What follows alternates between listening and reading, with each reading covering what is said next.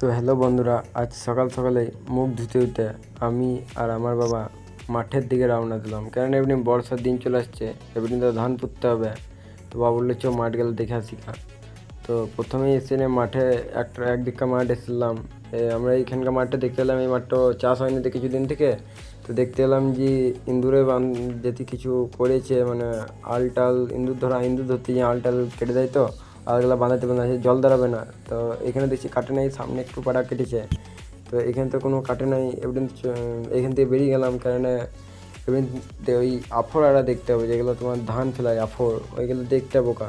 তো চলো যাওয়া যাক। বাবা সামনে সামনে দিচ্ছে, আমি পেছনে পেছনে যাচ্ছি। কেননা সাপের তো খুব ভয় লাগছে না, এর মাঝ রাস্তাতে তো যাচ্ছি না।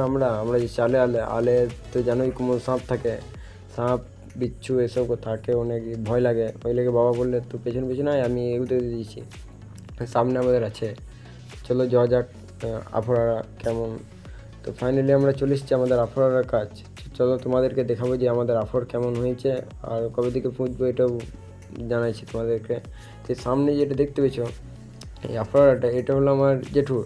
তো আমার জেঠুর আফড়াটাতে খুব একটা ভালো আফড় হয় নাই।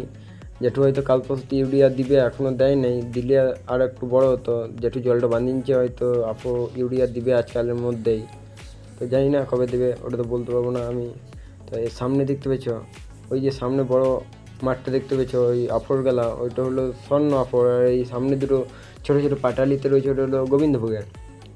স্বর্ণটা পুঁতবো আর কিছুদিন বাদে, ইউরিয়া দিয়ে দিয়েছি কালকে। তো দেখতে পেয়েছি, আমি জুম করে দেখাচ্ছি তোমাদেরকে কত বড় হয়েছে। আর এই দুটো দেখতে পেয়েছো গোবিন্দভোগ, দুটো আমরা স্বর্ণ বাদেই পুঁতবো। কেননা এমনি যে বর্ষা লেগে গেছে, ডেলি জল হচ্ছে। আর এই পাশকার এটাতে 36 ফেলিয়েছি, এখন বেরিয়ে না এত ভালো। তো চলো আপাতত তো দেখা হয়ে গেলো, কিন্তু ঘর দিকে যেতে হবে। ওই লেগে ঘরের দিকে রওনা দিলাম।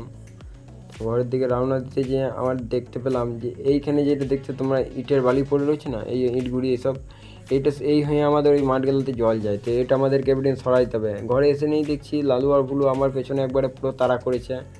আমি তো এদের কাছ থেকে কোনো রকম বেরিয়ে নিয়ে ঘর দিকে ঢুকলাম, ভয়ে, ওদের ভয়ে আমাকে ঘর ঢুকতে হলো। কেননা যা ঝাঁপাই ছিল, বাপরে বাপ, কামড়ে দিলে আমার অসুবিধা ছিল।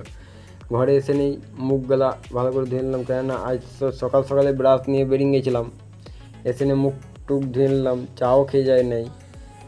এসে নিয়ে দেখাতে ভিডিও করছি, অসুবিধা হবে হয়তো একটু, তাও তোমরা এখানে দেখো অবশ্য। তো চলো আজ এভিডেন্স, চলো রাজাকে নিয়ে বেরোনো যাক টোটো নিয়ে। কেননা আজকে তো কোনো ভাড়া ছিল না, এই লেগে রাজাকে নিয়ে বেরিয়ে পড়লাম। নিজুরি মরিচ দাঁড়ায় গেছে, যেতে এক দুটো কোনো ভাড়ার ভাঁজ হয় তো হবে, আর না হয়তো আমাদের নিজুরি মোড়ে হয় ভাড়া, অসুবিধা হয় না, হয়ে যায়, কোনো না কোনো একটা হয়ে যায়। তো চলো যাওয়া যাক। আজ বাবরে বাপ যা জল দিচ্ছে না, জলের এখন তো অবস্থা একবারে খারাপ করে দিচ্ছে।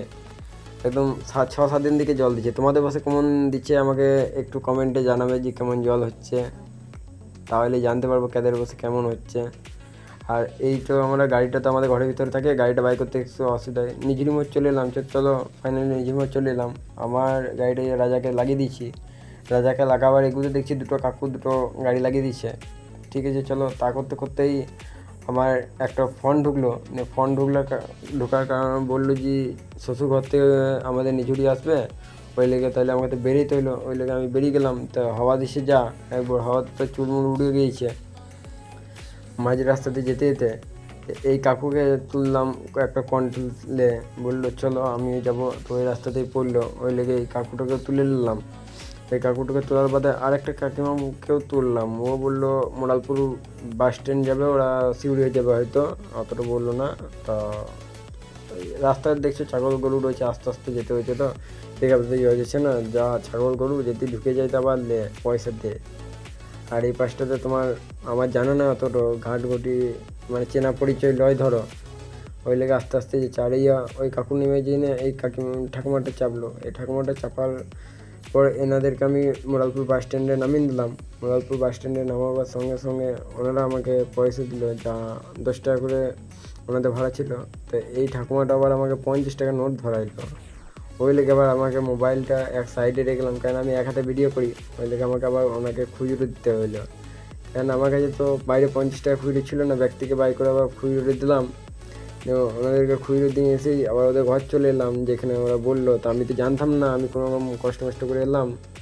নিয়ে এসে বসলাম খানিকক্ষণ, বসার বাদেই দেখছি ওরা বেরিয়ে গেল। তো ধরো খানিক শ্বশুরঘর থেকে যাচ্ছে, একটু লেট হলো, না ছাড়া তো বেরোবে না, ধরো খানিক তো কান্নাকাটি হবে। দেখছি কাকিমা দেখছি আবার হাসছে, শ্বশুরঘর থেকে মানে বাবার ঘর থেকে যেছে, তো হয়তো ভালো ছিল তার লেগে। এমনও সবাই ভালো থাকে, খারাপই কেউ থাকে না।